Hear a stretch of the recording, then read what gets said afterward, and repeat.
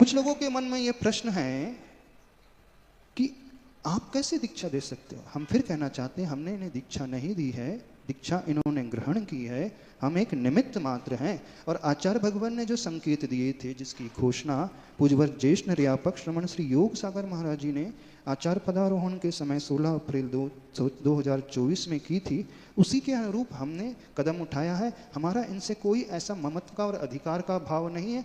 जो घोषणा हुई थी उसी के अनुरूप हमने कदम उठाया और कार्य किया है, और आज ये मुनि के रूप में प्रतिष्ठित हो रहे हैं।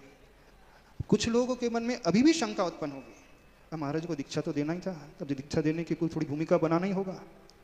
तो जिनके मन में ये प्रश्न उठ रहा है अथवा उठेगा, क्योंकि अभी व्हाट्सएप चलाएंगे लोग, बिल्कुल कहेंगे, तो उनको भी हम कहना चाहते हैं हमारा समर्पण जैसा पूज्यवर आचार्य भगवान के प्रति था, वैसा ही समर्पण नवाचार आचार्य प्रवर श्री समय सागर जी के प्रति है।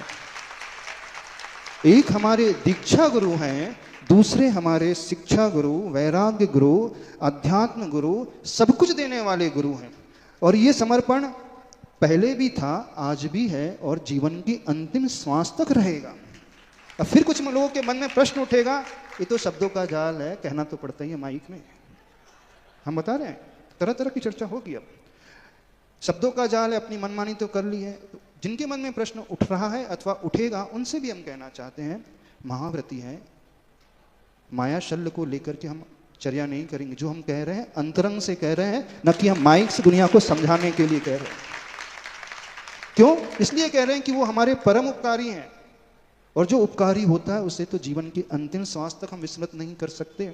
नहीं कृतम उपकारम विस्मरंती साधवा। तो ये हम शल्य के लिए अथवा मायाचारी के रूप से बिल्कुल नहीं कह रहे हैं, अंतरंग से कह रहे हैं, क्योंकि उन्होंने हमें संभाला, जैसा आचार्य भगवान ने संभाला, उन्होंने हमें संभाला। और फिर दूसरी बात फिर आएगी, ये तो दीक्षा देने के लिए ना हमारा कोई भाव था, दीक्षा देने का बार बार निवेदन कर रहे थे, और इनका भी कल्याण होना चाहिए था। क्योंकि जैसे हम आचार्य भगवान की आज्ञा को मान रहे हैं, आचार्य भगवान की आज्ञा थी, आचार्य भगवान के निर्देश संकेत थे कि जिस निर्यापक के पास जो हैं वो अपने हिसाब से संघ का संवर्धन करें, संघ को बढ़ाएं, संघ में जो है साधक हैं उनकी शिक्षा कराएं, उनका चारित्र दृढ़ कराएं, उनके संस्कार दृढ़ कराएं, और संघ को बहुत अच्छे से बढ़ाएं। ये बात कहना चाहते हैं। जब हम लोग विहार करते हुए सिरपुर से जालना की ओर आए, उसके बाद पुणे की ओर आए, एक श्रावक जालना वाले अनूप डोनगांव कर यहाँ बैठे हैं, प्रतिमाधारी हैं।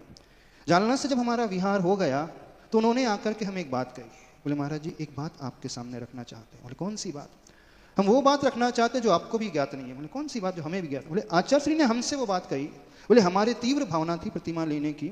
जब प्रतिमा हम लेने के लिए भाव बना रहे थे और प्रतिमा ले ली, तो हमने आचार्य भगवान से कहा, आचार्य भगवान महाराष्ट्र में तो आप रहते नहीं हैं, हम प्रतिमा ले लेंगे, उनके में जो दोष लग जाएंगे तो उसका प्रायश्चित किससे ग्रहण करें, क्योंकि आपके पास नहीं आ पाएंगे। तो आचार्य भगवान ने उस समय कहा था, वो अनूप डोंगांवकर जी बैठे हैं, वो अपने मुख से स्वयं बता देंगे क्या नाम उन्होंने कहा था, आचार्य भगवान ने क्या भावना रखी थी, उस भावना को आचार्य भगवान ने उनके सामने रखा था, वो कह देंगे।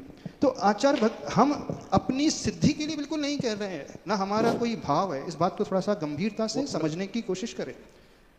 ना कोई हमारा ऐसा कोई तीव्र भाव था कि हमें अहम की पुष्टि करना है, हमें अपना कुछ करके दिखाना है दुनिया के सामने, हमें आचार्य भगवान को साइडलाइन करना है, बिल्कुल भी न भूतो न भविष्यति। हम ये ऐसा सोच भी नहीं सकते हैं कि हम उन्हें साइडलाइन करें। अरे जिनके निर्देशन में हम आगे बढ़े हैं, हम उनकी आज्ञा का उल्लंघन कैसे कर सकते हैं? और उनकी आज्ञा का पालन भविष्य में हमेशा होता रहेगा, जैसा संकेत मिलेगा उसी के अनुरूप होता रहेगा। पर उसके साथ पूज्यवर गुरुदेव के जो संकेत थे, उस संकेत का अनुपालन, कि सबको शरण देना, सबको बढ़ाना, आगे बढ़ाना, संघ में चुल्लकों, संघ में ब्रह्मचारियों का संकलन करते चले जाना और आगे बढ़ाते चलाना, उसी के अनुरूप हमने कदम उठाया है। और यह किसी को ठेस पहुंचाने के लिए बिल्कुल भी नहीं है। अक्षरशः गुरु की आज्ञा का पालन किया है, और हमेशा गुरु की आज्ञा का पालन वैसे ही होता रहेगा। एक बात और कहना चाहते हैं, कुछ लोग और भी प्रश्न उठा रहे हैं गुरु परंपरा को लेकर के। हम ये पूछना चाहते हैं, जब वटवृक्ष पैदा होता है तो वट वृक्ष की एक विशेषता होती है, जैसे जैसे वो बढ़ता है उसकी शाखाओं से जड़ और फूटने लगती हैं और वो जड़ें जो हैं जमीन में गहराई तक पहुंचने लगती हैं और वही स्वयं तने का रूप ले लेती हैं और उसका विकास द्रुत गति से होने लगता है और भी उसकी प्रशाखाएं फूटते चले जाती हैं और इतना वो विस्तार का रूप ले लेता है कि यही समझना मुश्किल होता है कि इसमें मूल कौन सा है और बहिरंग कौन सा है। तो जो शाखा उस वट वृक्ष की दूसरी जड़ से पैदा हुई है तो क्या वो उस वट वृक्ष का अंश नहीं माना जाएगा? वो उसी का अंश है और वो उसी का वंश है और उसी परंपरा में चला आ रहा है, क्योंकि जिसका बीजारोपण आचार्य प्रवर ज्ञान सागर महाराज जी ने दादा गुरु ने किया और आचार्य गुरुदेव ने जिस वट वृक्ष को इतना विशाल रूप दे दिया, उसी से सब कुछ फैलता चला जा रहा है। तो जो परंपरा है तो वो आचार्य भगवान की ही है, क्योंकि सबके यदि जीन्स देखे जाएंगे तो जीन्स तो वही है, वहीं से उत्पत्ति हुई है, वहीं से विकास हुआ है और कुछ भी नहीं है। तो वो परंपरा बिल्कुल, क्योंकि जो संस्कार है। और दूसरी बात ये कहना चाहते हैं, जिन लोगों ने दीक्षा ली है, वीर सागर जी से दीक्षा नहीं ली है, उन्होंने दीक्षा आचार्य गुरुवर श्री विद्यासागर महाराज जी के शिष्य से ली है। जो प्रभावना है वीर सागर जी की नहीं है, प्रभावना है आचार्य गुरुवर विद्यासागर महाराज जी की। तो आप लोग हमसे प्रभावित होकर के कोई नहीं आए हैं, आप लोग आचार्य भगवान से प्रभावित होकर के आए हैं। तो वो जो मूल तो है वही का वही है, क्योंकि अपनी क्षमता ही कितनी है। जो आज देश में प्रभावना हो रही है वो आचार्य गुरुदेव विद्यासागर जी की ही प्रभावना है, उन्हीं की देन है, उन्हीं का उपकार है। तो जहां भी सब कुछ लोग आते हैं खिंचे चले जाते हैं। अच्छा आप बताओ, आप किसका नाम सुन करके आते हो? ब्रांड लेवल सुन के आते हो कि नहीं? ब्रांड मैन्युफैक्चरिंग जो कंपनी होती है उसका प्लांट तो एक जगह होता है, लेकिन उसकी फ्रेंचाइज और उसकी डिस्ट्रीब्यूटरशिप भिन्न भिन्न शहरों में होती है। भले ही आप किसी दूसरे शहर से मर्सिडीज कार उठाओ, चाहे जर्मनी से उठाओ, चाहे बॉम्बे से उठाओ, चाहे दिल्ली से उठाओ, कार वही रहेगी, ब्रांड वही रहेगा। हाँ, शोरूम बदल जाएगा, लेकिन कहने के लिए वो सेम कंपनी है। तो हम सबकी कंपनी कौन सी है? आचार्य गुरुवर श्री विद्यासागर महाराज जी की ब्रांड कंपनी है और उसी ब्रांड कंपनी के अनुरूप सारी की सारी व्यवस्था चल रही है, जो आचार्य भगवान ने 10 निर्यापकों की 8 निर्यापकों की व्यवस्था की थी। क्योंकि आचार्य भगवान का विजन बहुत बड़ा है, बहुत गहरा होता है। हम आचार्य भगवान की दृष्टि को समझ ही नहीं पाते। जब भी आचार्य भगवान ने कोई नया प्रयोग किया तो सर्वप्रथम उसका विरोध हुआ। जब पाषाण मंदिर की निर्माण की बात थी तो लोगों ने हंसी उड़ाई कि 25 साल लग जाते हैं, ऐसा मंदिर क्यों बनाना चाहिए, हम देख ही नहीं पाएंगे, आने वाली पीढ़ी देखेगी। जब आचार्य भगवान ने गौशाला की बात रखी तो दुनिया ने कहा साधु कोई करना चाहिए क्या नहीं, जीवदया की बात। जब आचार्य भगवान ने भाग्योदय की बात रखी तो लोगों ने कहा वहां तो खून की बात होती, खून देने की बात है, आगम में कई खूनदान तो आए, रक्तदान की बात आती नहीं। जब आचार्य भगवान ने अहिंसा की बात अथवा शांति धारा दुग्ध योजना की बात की तो लोगों ने हंसी उड़ाई, लोगों ने विरोध किया, लोग उनके विरुद्ध में आ गए कि देखो वहां पे तो गोबर होगा, वहां पे तो पशु होंगे, वहां पे तो सब कुछ होगा, वहां पे जीव हिंसा नहीं होगी। आचार्य भगवान का उद्देश्य जीव हिंसा का नहीं, वो अहिंसक दूध आदि अहिंसक वस्तु देने का था। जो भी आचार्य भगवान ने योजना लाई दुनिया में, बहुत सारी योजनाओं का स्वीकरण जो हुआ बाद में, जब लोगों को रियलाइज हुआ कि नहीं आचार्य भगवान का विजन, चाहे भाग्योदय हो, चाहे दयोदय हो, चाहे प्रतिभा स्थली हो, चाहे पूर्ण आयु हो, अथवा हथकरघा जैसी योजना हो, कोई भी योजना हो, शुरू में कभी नहीं समझ में आता है, बाद में एक्सेप्टेंस मिलता है। तो ये महापुरुषों की दृष्टि होती है, वो कितना दूर का सोचते हैं और उसका इफेक्ट कितने बार में बाद में समझ में आता है। तो हम इस बात को समझने की कोशिश करें कि आचार्य भगवान का विजन कितना गहरा रहा है धर्म की प्रभावना के लिए, मोक्ष मार्ग की प्रभावना के लिए।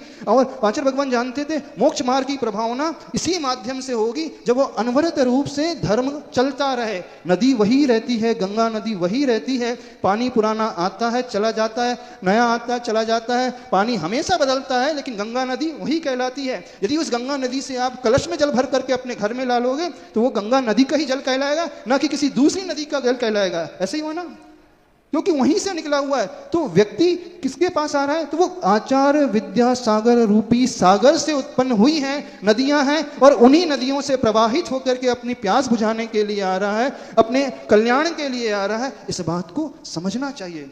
हमारा किसी को ठेस पहुंचाने का भाव न था न है। हम पुनः क्षमा चाहते हुए सबसे नम्र निवेदन करना चाहते हैं, जैसी श्रद्धा हमारी पूज्यवर आचार्य भगवान के प्रति थी वैसी ही श्रद्धा नवाचार्य पूज्यवर श्री समय सागर जी के प्रति है, और अंतिम क्षण तक, अंतिम श्वास तक बिल्कुल बनी रहेगी। इसमें कोई आशंका कुशंका न करें। हमने कोई ऐसा कदम नहीं उठाया जो गुरु आज्ञा से विपरीत जाता हो, कोई ऐसा कदम नहीं उठाया। क्योंकि कुछ लोग तरह तरह के तर्क बहुत समय से कर रहे थे, और आज के बाद तरह तरह के तर्क और ज्यादा करेंगे, तरह तरह के व्हाट्सएप चलाएंगे, तरह तरह की नीतियों को प्रचलित करेंगे, न जाने क्या क्या करेंगे। तो हमारा उन्हें भी कोई ठेस पहुंचाने का इरादा नहीं, कोई ऐसा भाव नहीं है। सिर्फ न्यूट्रल होकर के सोचने की कोशिश करें।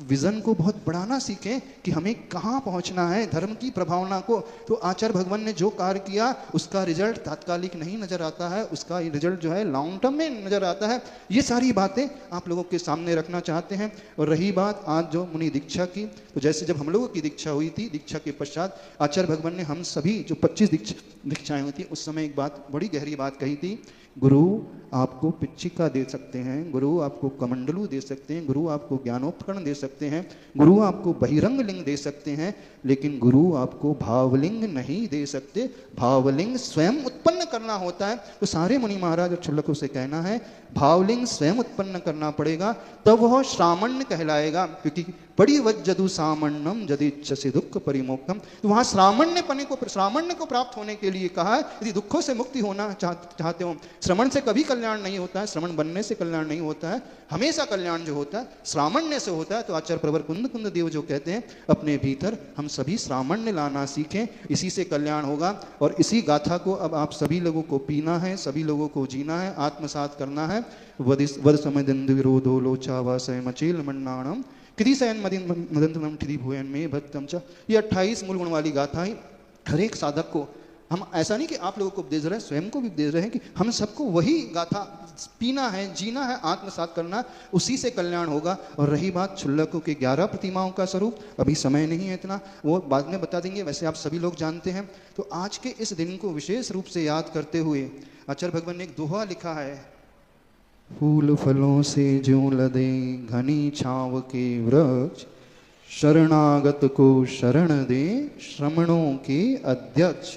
यानी आचार्य भगवान जो हैं वो श्रमणों के अध्यक्ष हैं। अब उनका वृक्ष फूल और फलों से ऐसा लदा हुआ है, ऐसी घनी छांव वाला है। तो उन आचार्य भगवान से और उन नवाचार आचार्य भगवान से हम यही भावना रखना चाहते हैं, शरणागत को शरण दे श्रमणों के अध्यक्ष। तो जैसे गुरु के पास जाकर के हर एक व्यक्ति को शरण मिल जाती है, ऐसे ही सबको मिले। और यहाँ पे जिन्हें शरण मिली है उनका कल्याण हुआ, ऐसे ही शरण भविष्य में सबको मिलते रहेगी। और जो आचार्य भगवान की दूरदृष्टि है उसका प्रताप हमेशा फैलता रहे। बस यही भावना आज के इस दीक्षा दिवस पर भाना चाहते हैं। तरण विद्यासागर गुरु तारो मुझे ऋषिश, करुणा करो कर से दो आशीष, करुणा करो कर से दो आशीष। संसार में गुरु कृपा सबसे निराली, होली यही दशहरा यही है दिवाली। जो शिष्य है वह सदैव ऋणी रहेगा, कोई कभी न उपकार चुका सके। बोलिए संत श्रोमणी आचार्य भगवान गुरुदेव श्री विद्यासागर जी महाराज की जय हो।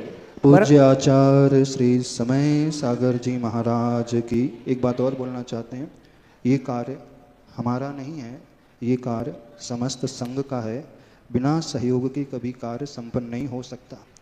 तो इस सबको साथ लेकर के चलने की जो भावना गुरुदेव की रही है, तो मुनि श्री विशाल सागर जी, मुनि श्री धवल सागर जी, मुनि श्री उत्कृष्ट सागर जी और उत्कृष्ट सागर महाराज जी की एक बात बताना चाहते हैं। वे हमेशा क्षुल्लकों से कहते थे आप भी निवेदन करो, आपकी भी मुनि दीक्षा हो। कल भी जब ये क्षुल्लक लोग गंधर्व विलय विधान करने गए थे, मुनि श्री उत्कृष्ट सागर महाराज जी के पास आशीर्वाद लेने गए थे, तो महाराज श्री ने यही कहा था, बहुत अच्छा, जल्दी आपकी मुनि दीक्षा हो। मैं तो वीर सागर जी से कह चुका हूँ, आप लोग भी ये भावना भाव, विशुद्धि बढ़ाओ। तो उन्होंने जो भावना भाई, उस भावना का चमत्कार कि कल के क्षुल्लक आज के मुनि हो गए हैं। बोले संत श्रोमणी आचार्य भगवान गुरुदेव श्री विद्यासागर जी महाराज की, पूज्य आचार्य श्री समय सागर जी महाराज की, परम पूज्य निरापक्ष मुनि वीर सागर जी महाराज। हाँ, कल जो है सभी मुनि नौ दीक्षित मुनि महाराज की बृहद पारणा होगी और क्षुल्लक जी की भी पारणा होगी। तो अपनी विशुद्धि ऐसी बनाना, ऐसी नवदा भक्ति करना कि सबको